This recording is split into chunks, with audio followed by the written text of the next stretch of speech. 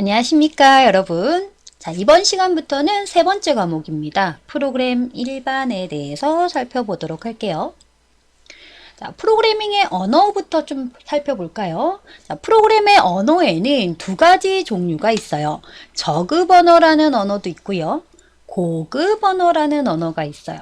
저급 언어는 기계가 알아들을 수 있는 기계 중심의 언어를 저급 언어라고 해요.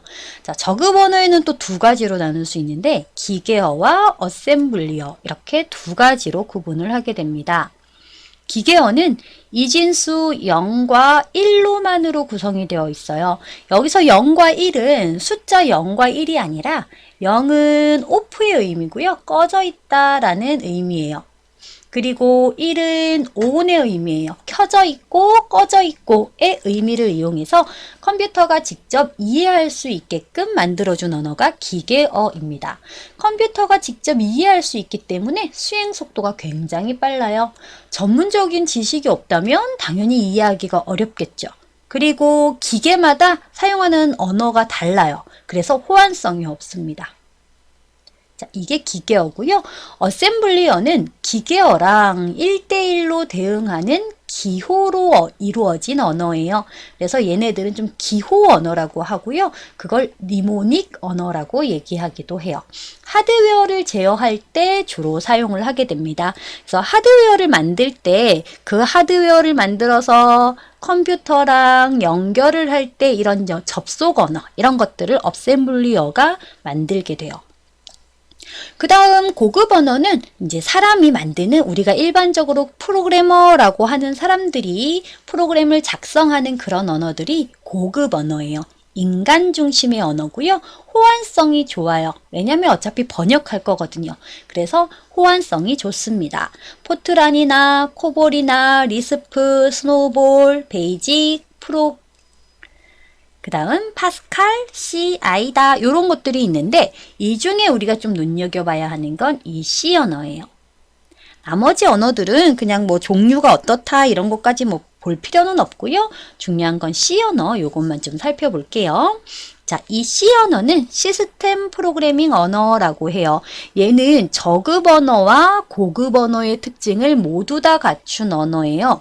이식성이 우수해서 운영체제를 구현하기도 합니다.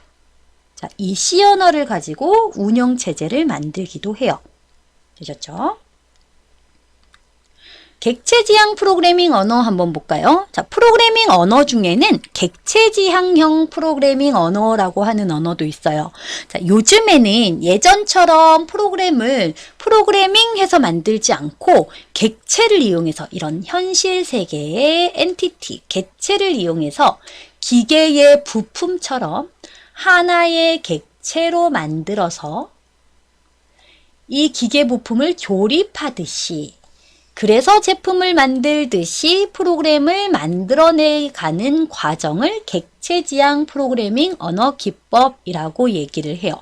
우리 레고 조립하는 거 있죠. 그런 것처럼 뭔가 언어들을 하나씩 쌓아서 성을 만드는 이런 방식을 객체지향 프로그래밍 언어라고 보시면 돼요. 명령과 데이터로 구성된 객체를 중심으로 하는 프로그래밍 언어 기법이고요. 한 프로그램을 다른 프로그램이 이용할 수 있게끔 만들 수 있습니다. 유지 보수가 쉽고요. 재사용이 가능해요. 이게 객체지향 프로그래밍 언어고요. 요즘에는 이 객체지향 프로그래밍 언어를 많이 사용하고 있어요. 뭐 자바 많이 들어보셨죠? 자, 자바라든지 그 다음 C 언어도 객체지향인 C++이라는 언어가 있어요. 이런 언어들을 요즘 많이 사용을 하고 있습니다. 객체지향 프로그래밍 언어의 어떤 구성 요소들을 좀 살펴볼게요. 자, 먼저 객체. 객체는 객체를 의미해요. 데이터의 함수나 데이터 자체, 이런 함수는 객체가 수행하는 어떤 기능입니다. 그리고 메소드는 동작이나 연산들을 메소드라고 해요. 이런 것들을 객체라고 하고요. 그 다음 클래스는 이 객체들의 타입을 나타내줘요. 객체의 일반적인 타입을 의미합니다.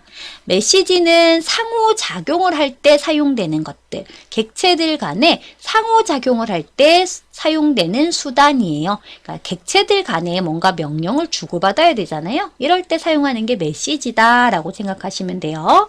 자, 객체와 클래스 간에 정보를 교환하기 위해서 만든 통신 명령을 메시지다 라고 생각해 주시면 됩니다.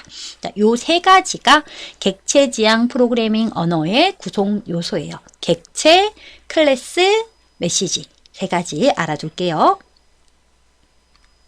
객체 지향 언어의 주요 개념에 대해서 좀 볼까요? 자, 얘는 시험에 굉장히 자주 나옵니다. 그래서 꼭 잘 살펴봐 주셔야 돼요. 자, 먼저 캡슐화. 얘도 시험에 엄청 많이 나와요. 추상화도 많이 나오고요. 자, 알아둘게요. 자, 캡슐화는 데이터와 그 데이터를 처리하는 함수를 한 개로 묶어요.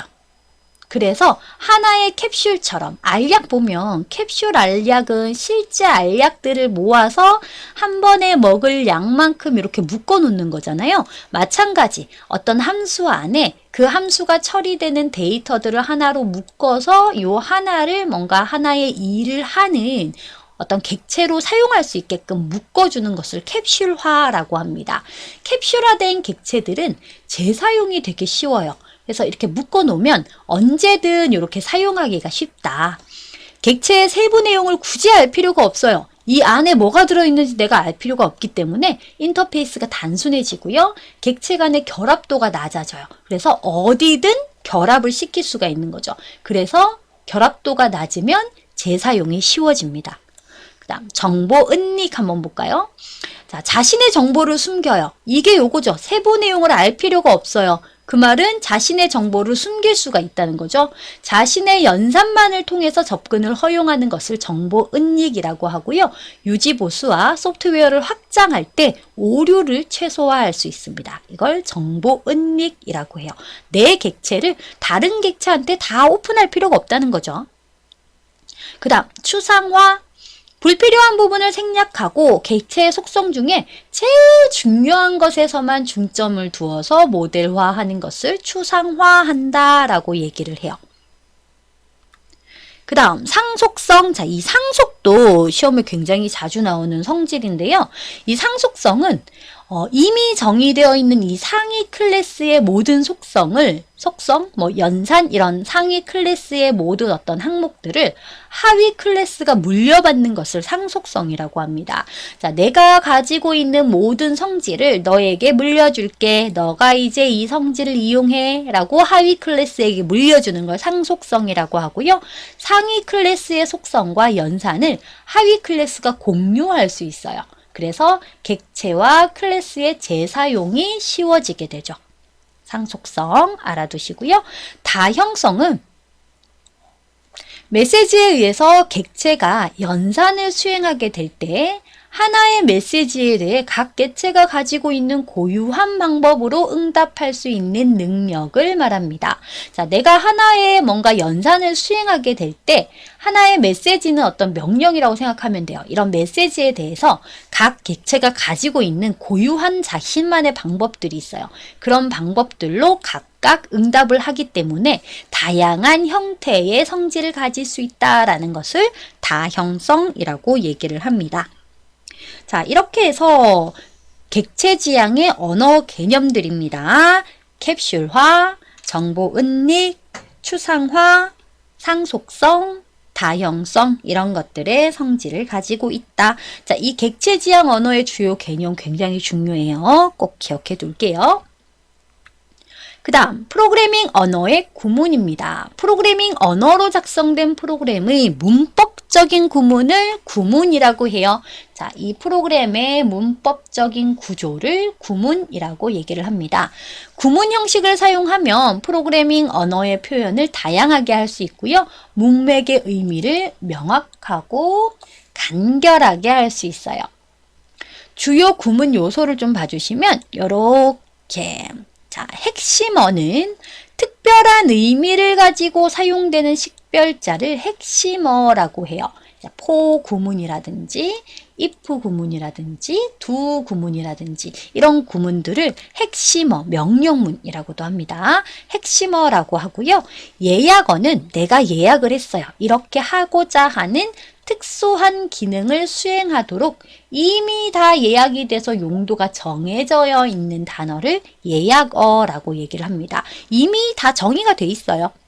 그 다음 구분 문자, 시작과 끝을 나타내기 위해서 사용되는 요소를 구분 문자라고 합니다. 보통 구문이 여기서 시작해서 여기서 끝나요 라는 것들을 알리기 위한 문자를 구분 문자라고 하고요. 자, 연산자는 연산에 해당하는 내용들이죠. 연산을 수행할 때 사용하는 기호를 연산자라고 해요.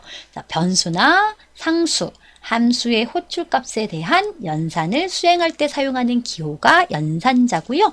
주석, 얘가 좀 시험에 많이 나와요. 주석. 주석은 설명입니다. 자, 내가 이게 어떤 구문을 나타내는지 나중에 보면 나도 잘 모를 경우가 있거든요. 그럼 이렇게 주석을 달아줘요.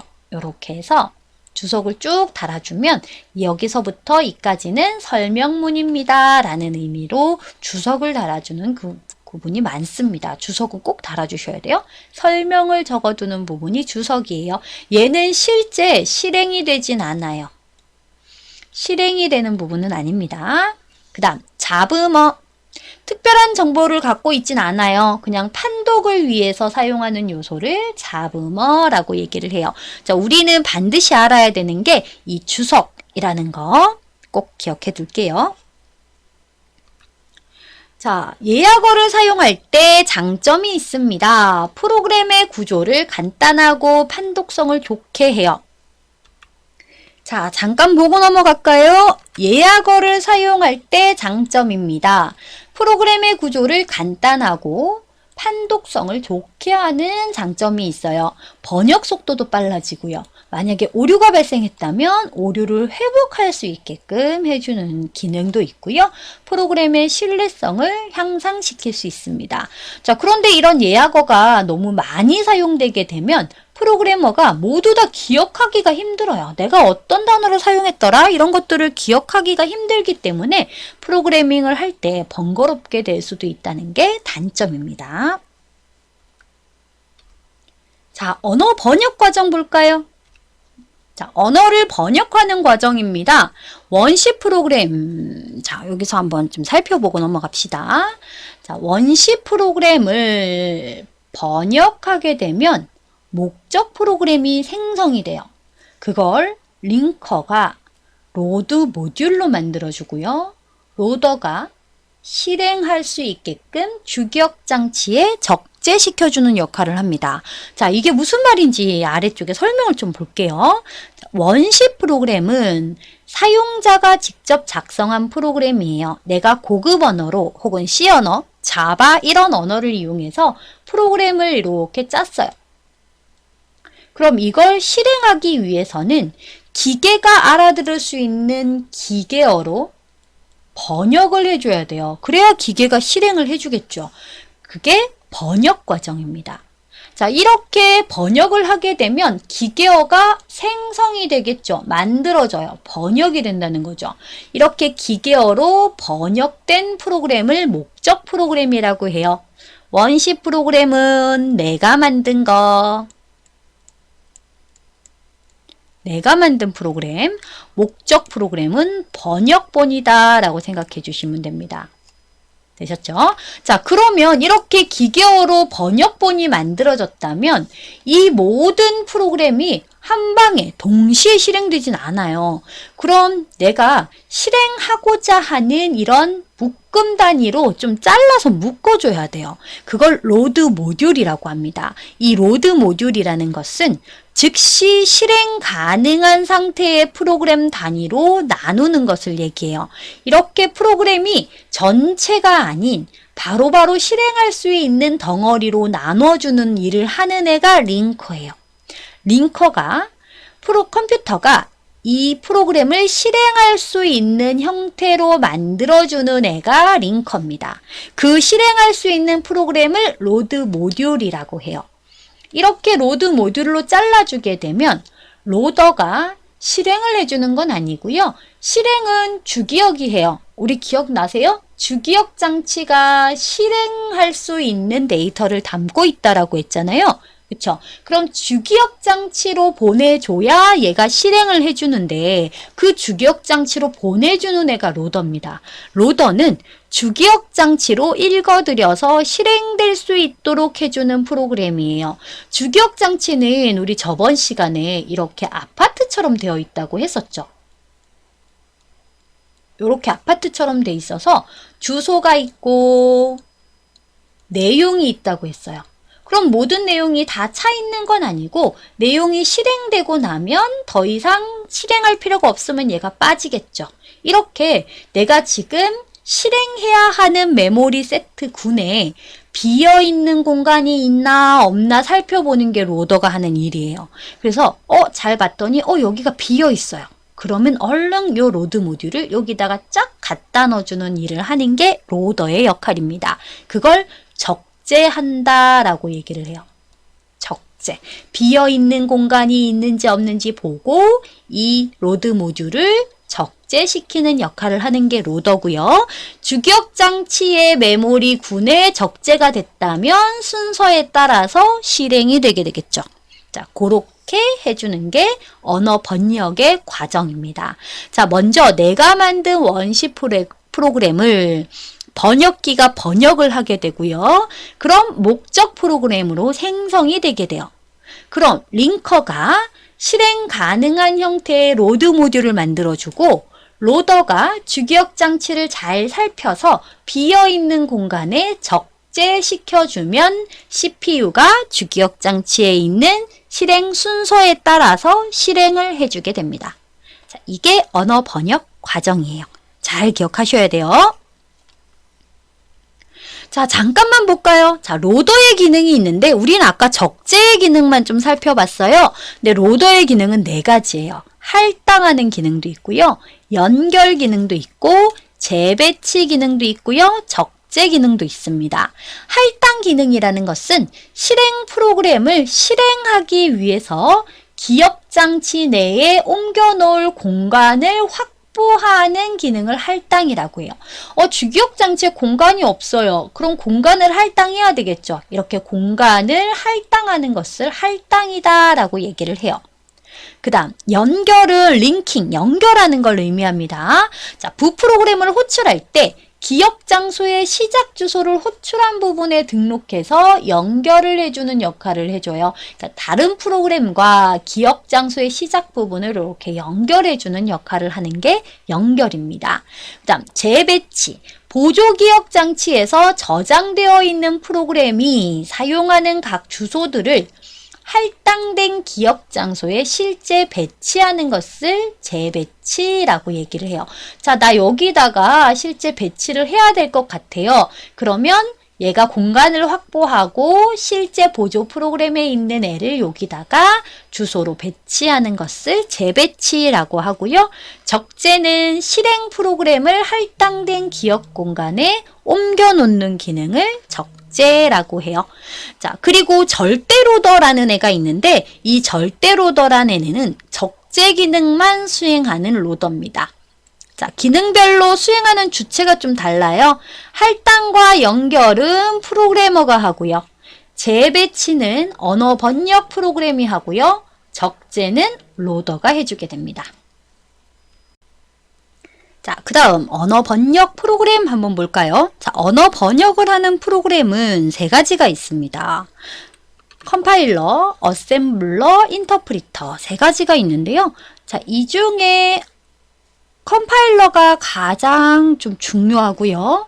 어셈블러와 인터프리터는 일단 2가지가 있다라는 것만 좀 살펴볼게요. 자, 언어 번역기를 보충하는 프리 프로세서라는 것도 있고요. 크로스 컴파일러라는 것도 있어요. 자, 어셈블러는 어셈블리어만 번역을 할 수 있어요. 어셈블리어만 기계어로 번역하는 것을 어셈블러라고 하고요. 프리 프로세서는 컴파일러가 처리하기 전에 먼저 처리해서 확정된 원시 프로그램을 생성하게 됩니다. 그러니까 처리하기 전에 먼저 처리한다라고 해서 프리 프로세서다라고 해요. 크로스 컴파일은 다른 기종에 맞는 기계어로 번역하는 프로그램을 크로스 컴파일러라고 해요. 기계어를 다른 기종으로 번역하는 언어입니다. 그 다음 컴파일러와 인터프리터의 차이점을 좀 살펴볼까요? 자, 컴파일러는요, 프로그램을 전체를 한꺼번에 번역해요. 그런데 인터프리터는요, 줄 단위로 번역을 합니다. 자, 우리가 컴파일러와 인터프리터를 간단하게 설명하면 컴파일러는 이메일로 편지를 보낸다라고 생각을 하면 되고요. 인터프리터는 카톡 같은 의미라고 보시면 돼요. 카톡, 이런 의미라고 보시면 됩니다. 메시지 같이. 자, 이렇게 이메일로 보내게 되면 장문에 내가 하고 싶은 말을 모두 다 써서 보내는 기능을 하죠.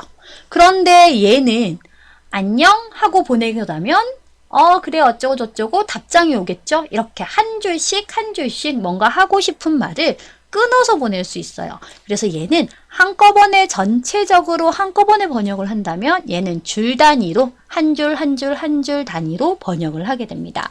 자, 이 번역도 중요하지만 목적 프로그램의 생성을 하냐 안 하냐도 중요해요. 얘는 한꺼번에 번역을 하기 때문에 한꺼번에 목적 프로그램을 생성을 해요. 그런데 인터프리터는 줄 단위로 번역을 하기 때문에 목적 프로그램을 따로 만들지 않고 바로 실행을 해버립니다. 그래서 얘는 번역을 조금만 해도 돼요. 그래서 번역 속도는 빨라요. 하지만 전체 줄이 많아지면 전체 실행 속도는 느려져요. 얘는 번역할 때는 속도가 많이 들겠죠. 내용이 많잖아요. 그래서 번역은 엄청 오래 걸리지만 한번 번역해 놓으면 실행 속도는 빨라요. 계속 실행할 수 있어서요. 얘는 한번 했던 번역이더라도 또 실행하려면 또 번역해서 또 실행을 해줘야 되거든요. 왜냐하면 번역본이 없기 때문에. 그렇죠? 자, 컴파일러와 인터프리터는 이런 특징이 있고요. 관련된 언어는 C 언어가 대표적으로 컴파일러 언어고요. 인터프리터는 뭐 베이직, 리스프, APL, 스노우볼 이런 것들이 인터프리터 언어입니다. 자, 언어 부분보다는 이 부분과 실행 속도, 번역 속도 요거를 좀 잘 기억을 해둘게요. 자, 이렇게 해서 우리 언어 번역까지 이번 시간에 좀 마무리를 해보고요. 다음 시간에 뒤에 부분 어휘 분석부터 살펴보도록 하겠습니다. 자, 수고하셨어요.